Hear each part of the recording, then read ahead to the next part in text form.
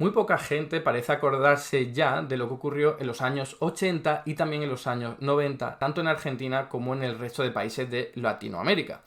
Porque antes de esos años, antes de la década de los 80 y de los 90, en esta región se aplicaban políticas, a grosso modo, a nivel general en estos países, que eran intervencionistas o, como se conocía en términos académicos, de sustitución de importaciones, con la vista puesta en industrializar esos países. Lo que ocurre es que, como todo el mundo sabe, en los años 80 el neoliberalismo, mejor dicho, se impuso culturalmente, en buena medida por culpa de Margaret Thatcher en el Reino Unido y también por culpa de Ronald Reagan en Estados Unidos, y también por culpa, si nos vamos un poquito más atrás, de Pinochet en el Chile después del golpe de Estado al gobierno de Allende, y eso lo que hizo fue generar un eco que fueron repitiendo los diversos gobiernos que fueron llegando al poder en los países respectivos. En algunos se llegó más tarde, en otros más pronto, pero la clave es que más o menos aplicaron políticas neoliberales siguiendo los consejos del Consenso de Washington. Y a esto, unos años después de que ocurriera, se le vino a denominar la década perdida de Latinoamérica, ¿no? Década haciendo referencia a los años 80, pero también cogiendo un poquito más de años porque en algunos casos llegó mucho más tarde o se extendió más en el tiempo. Por ejemplo, en Argentina hasta el año 2001 con el corralito, ¿no? Aplicando políticas neoliberales. Entonces, ¿por qué vamos a hablar ahora de esto? ¿Por qué tiene relevancia mirar hacia el pasado? Pues porque cuando vemos que políticos como Javier Milei llegan al gobierno y dicen voy a hacer algo nuevo y voy a salvar aquí el país, lo que estamos viendo es la repetición de la historia. Es que esto ha ocurrido en un montón de ocasiones en el mismo país, pero también en otros, que ha llegado gente y dice yo voy a aplicar las políticas liberales porque esto va a resolver los problemas. Solución, o sea, resultado de todo eso, que no se resuelven los problemas, sino que se agravan en términos sobre todo de deuda externa. Y es que en los años 80 y 90, como veremos a continuación, el gran problema era la deuda externa, igual que ahora, por cierto, pero la diferencia era que el Fondo Monetario Internacional imponía las políticas. Decía, bueno, yo te presto dinero a cambio de que tú apliques este tipo de políticas. Bueno, ya no hace falta, ahora llega gente como Milei y aplica las medidas motu propio, ¿no? Súper encantado. Es un caballo de Troya de los poderes internacionales y también de Estados Unidos, ¿no? De los intereses de Estados Unidos. Entonces, vamos a analizar un poco por encima, con todos los datos disponibles que tenemos, cuál era la situación al principio y a medida que iba avanzando la década, y también un poco los resultados, sobre todo en términos de Producto Interior Bruto y de desigualdad. Y veréis que es lo que yo siempre digo, que las políticas liberales lo único que hacen, como mucho, es concentrar la riqueza en muy poquitas manos y enriquecer a una minoría a costa de cargarse la economía, que eso siempre ocurre, y aumentar, por supuesto, las bolsas de pobreza y la desigualdad. Todo esto está absolutamente corroborado por los datos. De verdad, lo vais a ver ahora. Voy a traer aquí datos para aburrir, para que nadie diga, no, es que este está con su relato de siempre. No, es que eso es lo que se ve con los datos, no me lo invento. Hay gente que dice, ¿cómo puedes criticar la media de Javier Milei si todavía no ha dado tiempo? Y digo, porque son las de siempre, las que aplican los economistas liberales. Ya sé lo que va a ocurrir, que por cierto me recuerda cuando ganó Mariano Rajoy en el año 2011 y yo lo critiqué. Y mucha gente dijo, ¿cómo puedes criticarlo? Espérate que aplique su política. ¿Y qué pasó? Pues lo único que puede pasar cuando se aplican medidas como estas liberales de austeridad, etcétera, etcétera, ¿no? En fin, que no hace falta, como digo, ser adivino, basta con mirar al pasado, porque si aplicas lo mismo que en el pasado vas a tener los mismos resultados. Vamos a ir con ello, como digo, mirando datos y dando también un contexto. Para ello vamos a partir de algunos artículos académicos que os dejaré en la descripción, sin ánimo de aburrir ni a atosigar. Si alguien quiere leerlos, están ahí, puede profundizar en el tema. Buena parte de ellos utilizan datos de la CEPAL, que es una comisión económica para estudiar la realidad en Latinoamérica por parte de la ONU. Es una agencia de la Organización de Naciones Unidas, o sea que para que se entienda que no estoy utilizando datos sesgados, manipulado, tergiversado, ¿vale? Son datos absolutamente oficiales en la mayor parte de los casos, y en otros son propios que se estiman a través de los datos oficiales, ¿vale? Entonces, eso que quede ahí primero dicho, ¿no? Y voy a extraer unos cuantos párrafos y dar toda la información en datos que es la más relevante. Fijaos, empiezo aquí a leer la introducción, una parte de la introducción de un artículo para que veáis por dónde van los tiros. La crisis de 1982 trajo consigo una década perdida, este es el término que acuñó esta agencia de la ONU, ¿vale?, para referirse a los años 80, en términos de crecimiento de la renta per cápita, y dio lugar a un vuelco de las políticas económicas que se venían desarrollando en la región latinoamericana. Desde una política proteccionista y un desarrollo guiado por el Estado, que es lo que explicó un avance productivo, esto es mío, muy importante de Latinoamérica, hacia los planteamientos del llamado consenso de Washington, ¿vale? Entonces, ubicaos, porque esta es la clave. Antes del año 82 se venían aplicando políticas proteccionistas, de sustitución de importaciones, con la idea de desarrollar la industria de estos países, y por culpa de la crisis del año 82, que ahora me detendré un poquillo en eso, empezaron a girar las tornas, ¿no? Y bueno, se dijo, ¿veis cómo esto ha generado un problema muy importante? Pues ahora lo que vamos a hacer es todo lo contrario, que lo único que hizo fue generar problemas todavía más importantes. ¿Qué es lo que desató la crisis del año 82, que se conoce también como la crisis del tequila mexicano, porque primero estalló en México? Bueno, pues fue un aumento muy importante de los tipos de interés por parte de la Reserva Federal, el Banco Central de Estados Unidos. En este gráfico histórico de la evolución del tipo de interés de este organismo podéis ver que antes de los años 80 estaba en torno al 5% y ya en el año 80 lo subieron al 20%. ¿Y por qué lo subieron? Lo podéis imaginar, porque había muchísima inflación en los años 70 por culpa de petróleo y de hidrocarburos, como siempre, en este caso incluso cartelizado por la OPEP, y la solución que encontraron fue, venga, vamos a aumentar los tipos de interés, ¿no? Claro, ¿qué pasa cuando aumentan los tipos de interés en Estados Unidos? Pues que las inversiones en dólares se hacen mucho más atractivas, entonces toda la gente, todos los inversores que habían invertido en países como México y otros países de Latinoamérica dijeron, bueno, ahora me sale mucho más rentable invertir en posiciones en dólares en Estados Unidos, así que retiro todo mi capital o buena parte del mismo para invertir en Estados Unidos. ¿Os suena de algo todo esto? Porque es lo que ha ocurrido hace un año y medio hacia el presente, que Estados Unidos ha subido mucho el tipo de interés, ¿veis? Aquí en el gráfico lo podéis ver, desde el 0 hasta más del 5%, y ha ocurrido el mismo fenómeno. Si es que la historia se repite una y otra vez, es verdad que aquí hay diferenciales diferentes, ¿no? Desde el 0 al 5 en vez de del 5 al 20, pero la idea es la misma. Los grandes capitales huyen de los países en los que los tipos de interés son más bajos porque se rentabilizan menos, así que se van a Estados Unidos, y eso lo que hace es depreciar la moneda latinoamericana. Eso provoca un problema de suspensión de balanza de pago que provoca a menudo quiebras y suspensión para muchos países. Eso es lo que ocurrió en México en el año 82, que se fue luego replicando a muchos países, ¿vale? Entonces, esa es la causa de la crisis del año 82, que fue un punto de inflexión, que para esto no lo voy a leer, pero para que entendáis un poco los factores causales que explican ese cambio de mentalidad. Porque se pasó de una concepción de, oye, hay que proteger la industria y protegernos del comercio de fuera agresivo para poder industrializarnos, hacia una política absolutamente diferente de voy a liberalizarlo todo, voy a reducir el gasto público, voy a bajar los salarios, etcétera, etcétera. Pues básicamente por lo que ya venía avanzando antes, o sea que hay una serie de elementos que os puedo señalar e identificar, pero básicamente sería, por un lado, esa crisis del año 82, que dio argumento para decir, oye, lo que se estaba haciendo no era bueno, hay que cambiar las cosas. En segundo lado, la victoria de Ronald Reagan en Estados Unidos, de Margaret Thatcher, que arrasaron con todo en su discurso de, como Milei ahora, ¿no? Del liberalismo es lo mejor, pues en aquella época es exactamente lo que ocurrió, dando una batalla cultural que la ganaron, claramente. Luego, tercero, el derrumbe del socialismo real, ¿no? Del socialismo en la Unión Soviética, porque eso, bueno, pues teóricamente le vino a justificar a algunos que ya se había llegado al fin de la historia y que lo de que se hacía en los países comunistas no servía y que había que hacer absolutamente todo lo contrario, ¿no?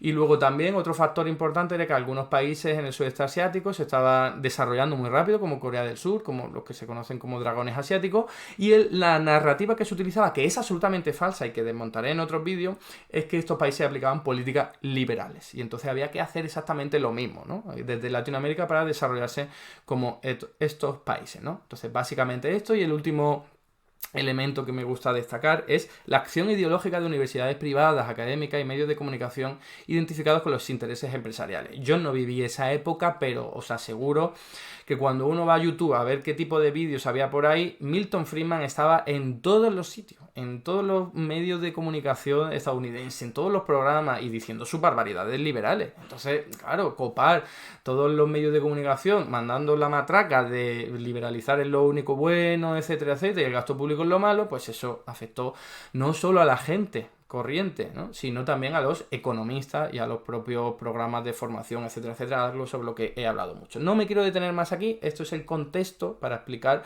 por qué se aplicaron políticas muy diferentes. Sobre los gobiernos, cómo cambiaron en Latinoamérica, yo no soy ningún experto y toda la información está ahí, todo el mundo la puede ver, ¿vale? Cuando llegaron gobiernos que empezaron a aplicar políticas neoliberales. Solo voy a traer el caso de Argentina, que es el de mayor interés actual, para que veáis que Alfonsín, desde el año 83, ya llegó al gobierno y empezó a aplicar, después de esta crisis del año 82, que afectó también mucho a Argentina con tasas de inflación muy elevadas, no sé si os suena de algo, y luego por Carlos Menem y luego por Fernando de la Rúa, hasta el año 2001. Se aplicaron políticas neoliberales muy parecidas, siguiendo la misma tónica que las medidas de Milei, ¿no? Entonces, bueno, esto es solo para Argentina, cualquiera, luego en otros países pues a lo mejor se llega un poco más tarde, ¿no? Como Fujimori en Perú y otros gobiernos, pero como digo, no quiero detenerme en eso porque sería larguísimo. Toda esa información está en internet para que queráis, por si queréis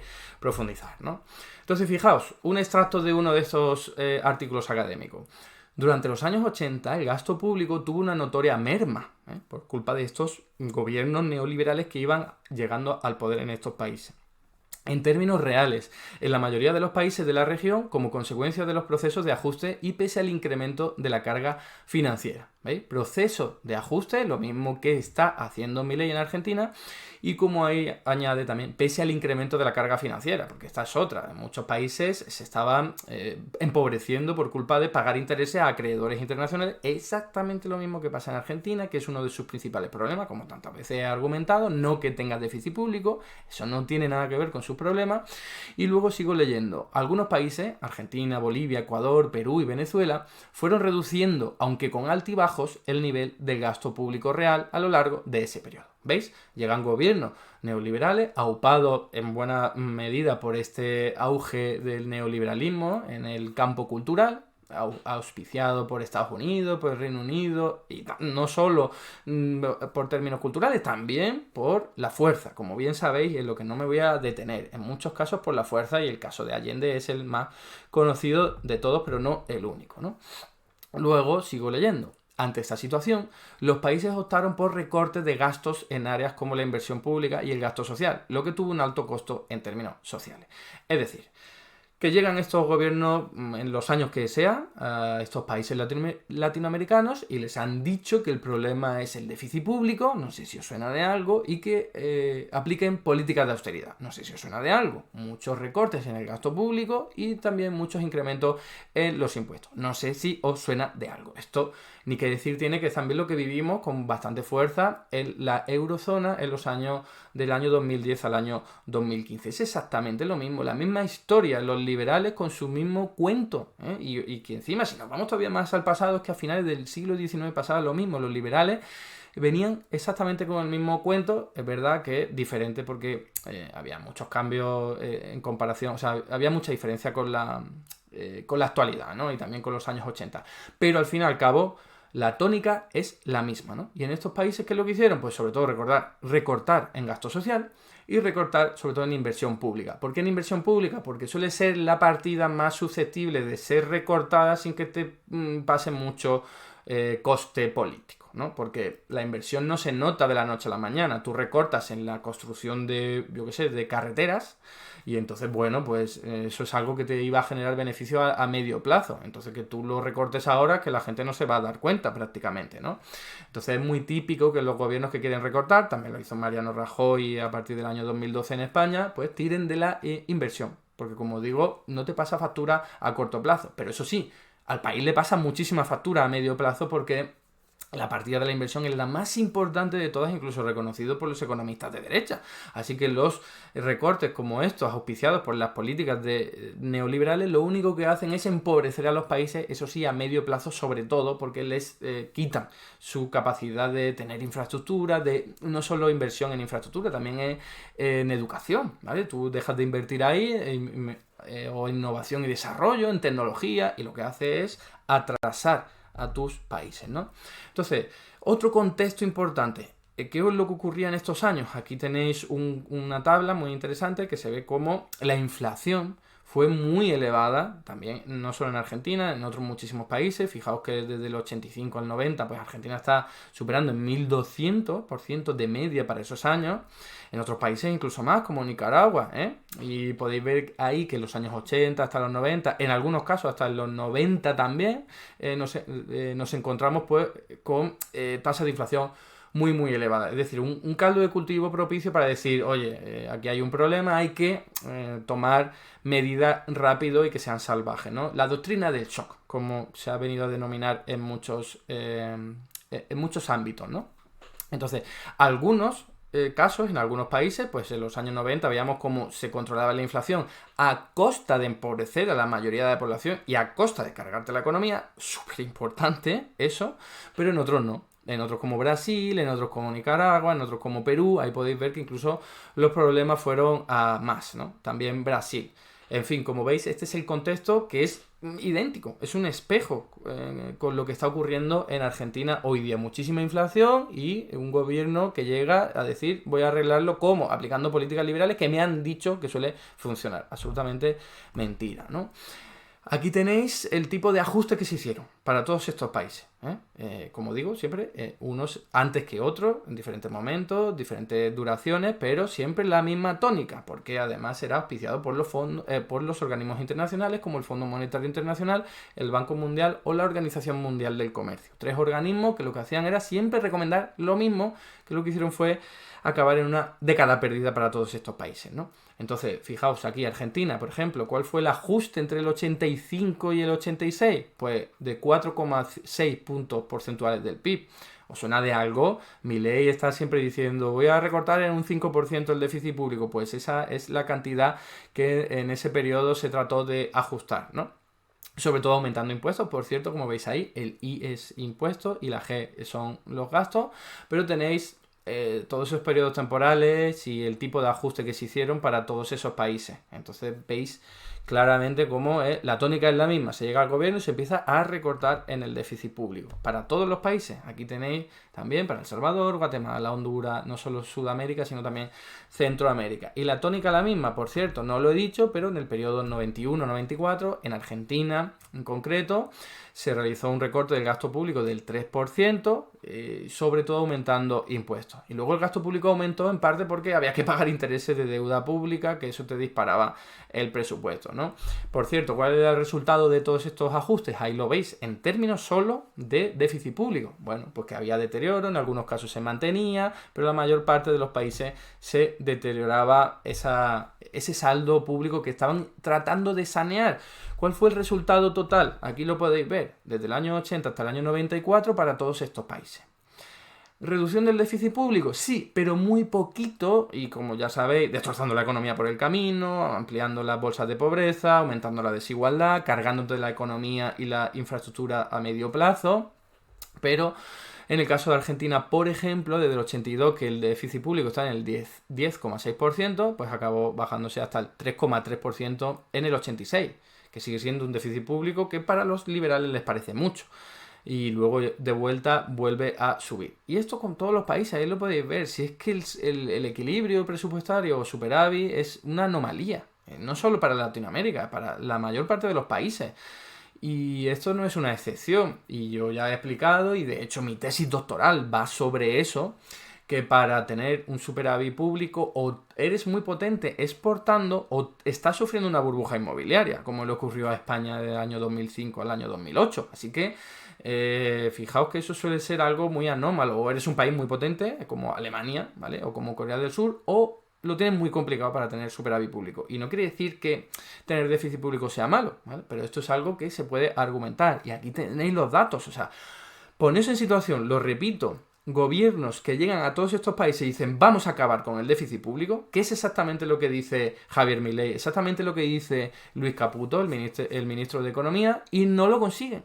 No lo consiguen. Se cargan la economía por el camino, a lo mejor reducen algo la inflación, pero como os estaba comentando, mucha bolsa de pobreza y encima no consiguen su objetivo. Lo reducen un poquito, pero fijaos, todos los casos, para Bolivia, para Brasil, para Chile, fijaos, casi todos se encuentran con la misma tónica. Déficit público constante, perenne, porque, como os digo, no depende solo de las políticas que apliquen los gobiernos de turno, sino que depende de las condiciones macroeconómicas, estructurales, productivas de tu propio país. Aquí tenéis la evolución de la inversión per cápita, inversión por persona, tanto en infraestructuras como, por ejemplo, en innovación y desarrollo. Todo esto, por supuesto, siempre descontando la inflación. Y fijaos, Argentina, en 1970, ¿cuál era la inversión por persona? 652. Todavía en esos años en Argentina pues había políticas bastante proteccionistas. Llega el año 1980, que es un punto de inflexión básicamente. Había aumentado la inversión por persona a 795. 8 años más tarde, a 424 cae. Y esto es la misma tónica para todos esos países: Bolivia, Brasil, Costa Rica, Chile, Honduras, México, Perú y Venezuela. Ahí podéis ver cómo desde el 80 hasta el 88 la inversión pública se destroza, se destruye, cae muchísimo, ¿vale? En algunos casos, como en Bolivia, es que cae hasta el 70, que son $70 por persona. Y solo aguanta más o menos bien el caso de Venezuela, pero aún así reduciendo bastante la inversión que había. Una inversión muy orientada hacia los hidrocarburos, ¿no? Entonces, ese es el típico ajuste estructural de los gobiernos liberales como el de ahora Milei. Vamos a recortar en inversión porque esto es algo que no nos va a pasar mucha factura, ¿no? De hecho, ya hemos conocido. Una de las medidas de Javier Milei es suspensión de la obra pública. Es decir, ya no más inversión. ¿Y entonces qué? Pues que si había que construir carreteras, pues ya no se construyen. Si había que construir un colegio, un hospital, ya no se construyen. ¿Vale? Eso es lo que hace en el momento, quizás no te afecte mucho, no te luce mucho negativamente, pero a la larga te va a provocar pues un infradesarrollo importante de tu propia economía.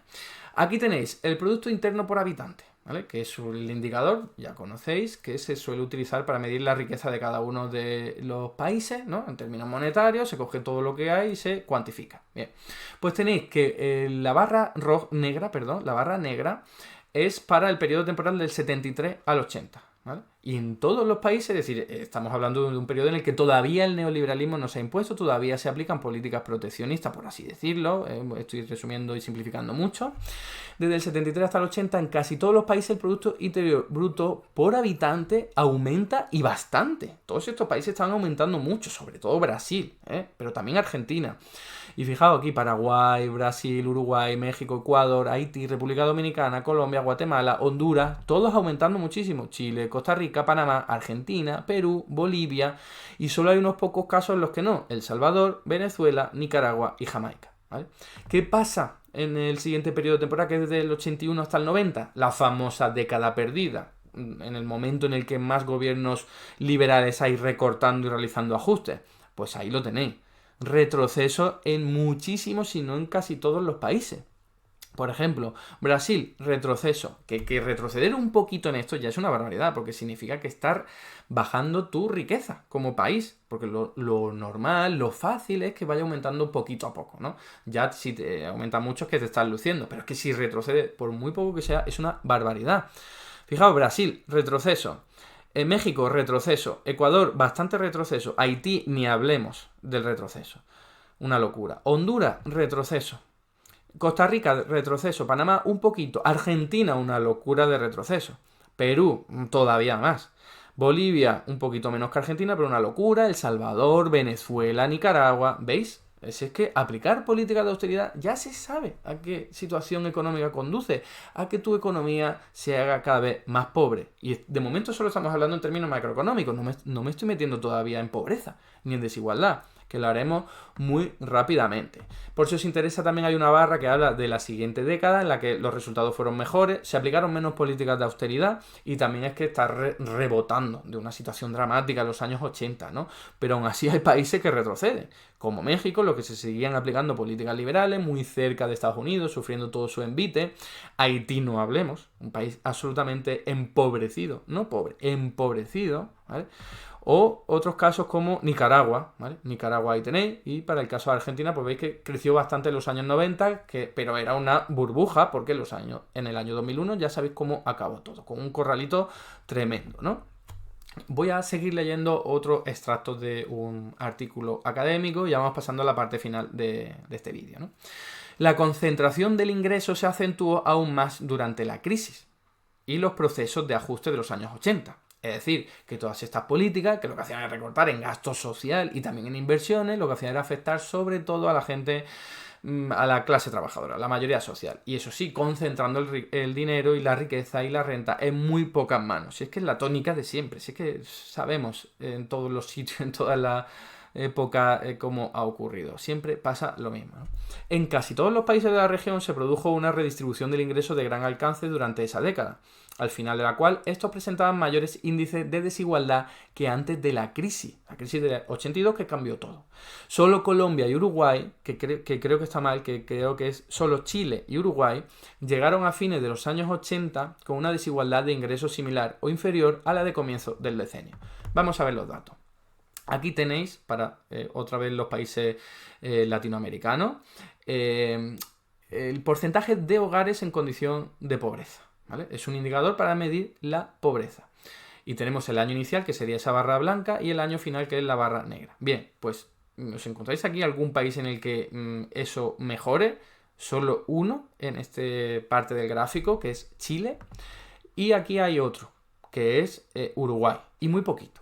El resto de países, el porcentaje de hogares en condiciones de pobreza aumentaron.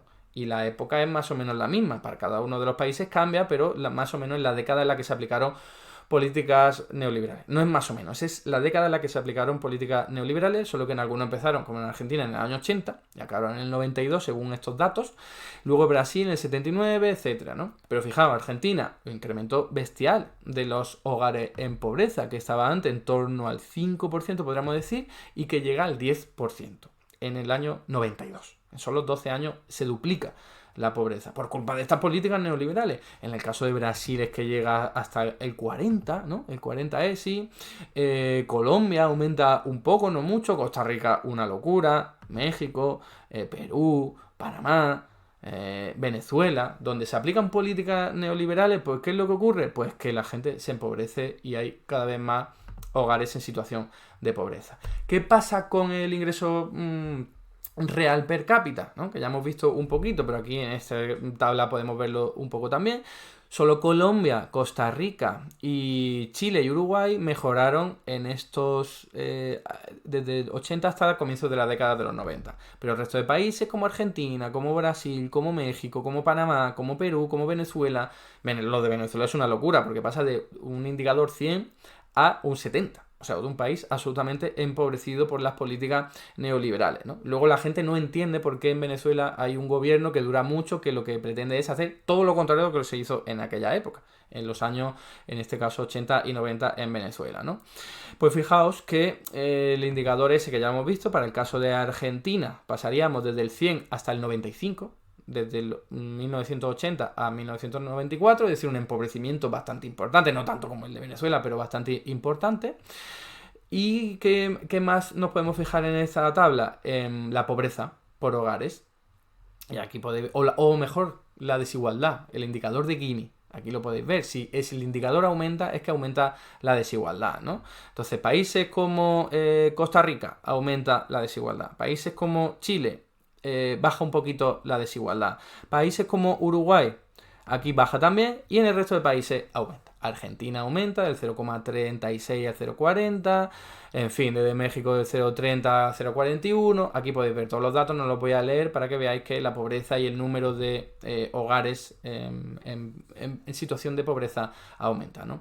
Podéis ver aquí también, en la segunda columna, bueno, hay también indicadores de salario, también un empobrecimiento generalizado, ¿vale?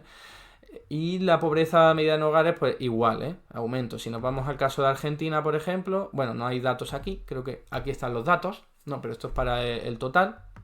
Bueno, podemos, es que antes lo tenía en otro sitio, creo que se me ha escapado, pero bueno, no pasa nada. Creo que la lógica queda más o menos clara. Si cogemos, y ya para terminar, el total de los países latinoamericanos, ¿vale? Tenéis aquí que desde el 80 hasta el 99 podemos medir la pobreza por hogares o por persona. Vamos a coger, por ejemplo, hogares y miramos el porcentaje, ¿no? Porque el número no nos dice mucho, porque la población puede ir creciendo, etcétera, etcétera. Pero si miramos el peso de los hogares, fijaos, en 1980 teníamos al 25% de los hogares en condición de pobreza. El 25%. ¿Y qué pasa una década más tarde? 35%. O sea, una locura. Estoy leyendo aquí la columna de la población urbana, porque la población rural aumenta, pero es diferente. Si nos vamos al total, es desde el 34,7% al 41%. O sea, un empobrecimiento bestial de todos estos países. Si vamos a ver el número de indigentes, bueno, el peso de indigentes, pues de nuevo un poco lo mismo, desde el 15% al 17%. Es verdad que, como si os fijáis, pues luego la cosa cambia, pero claro, en solo una década, en la más intensiva en políticas neoliberales y de austeridad, se pasó, como digo, desde el 34% de los hogares en pobreza, que ya es mucho, al 41%, una absoluta barbaridad. Si lo miramos en términos de personas, es todavía peor, porque tendríamos que el 40,5% de las personas de Latinoamérica en el año 1980 eran pobres, y en el año 90 pasaron a ser el 48,3%. O sea, una absoluta locura. Todo explicado por políticas de austeridad. Evidentemente, aquí también hay que incluir el factor de crisis por culpa de lo que he dicho de Estados Unidos aumentando el tipo de interés y haciendo que muchos capitales abandonaran los países latinoamericanos. Pero claro, si tú a esa situación de crisis respondes con austeridad, lo único que hace es agravarlo todo, con políticas liberales y recortando en inversión, recortando en gasto social. Lo único que hace es, como acabamos de ver, destrozar la economía y aumentar los índices de pobreza. Venga, vengo aquí para la conclusión y terminamos. Hay muchísima información al respecto, muchísimos estudios de la CEPAL, de un montón de estudiosos que en los años 90, en los años 2000, hasta en la propia actualidad, han estudiado esto. Han estudiado esta etapa que se conoce como década perdida de Latinoamérica. Este nombre se lo puso la CEPAL, esa agencia de la ONU.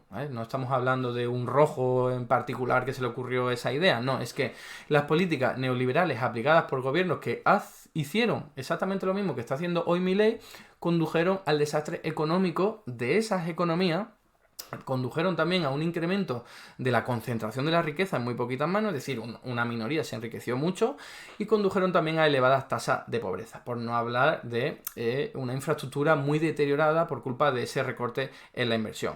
Por supuesto, en carácter político, en ámbito político, esto tuvo sus efectos, en el sentido en el que los gobiernos llegaron progresivamente, en diferentes momentos del tiempo, con mucho altibajo, pues gobiernos, sobre todo en los años 2000, a cambiar la situación, porque se había visto cómo esas políticas lo habían empeorado todo, ¿no? Y bueno, pues de aquellos polvos, estos lodos. Ahora vamos viendo como en otros países pues acaba ocurriendo lo mismo, la memoria es corta, la gente acaba olvidando qué es lo que ocurrió en los años 80 y 90 y bueno, un dato quizás que nos sirva para entender esto es que la mayor parte de la gente que votó a Milei pues tiene menos de 40 años, ¿no? No conoció esa época, no se habrá informado mucho al respecto, tendrá información sesgada, pero la verdad es que sobre esto, al menos en la academia, no hay discusión. Se aplicaron políticas neoliberales que lo único que hice, auspiciadas por los organismos internacionales controlados por Estados Unidos, que ahora se quiere hacer de forma voluntaria, que condujeron al desastre económico y social. Hasta aquí el vídeo de hoy. Muchas gracias por estar ahí y si te ha resultado interesante, no dudes en comentar, darle like y compartir, que la teoría económica dominante no se combate sola.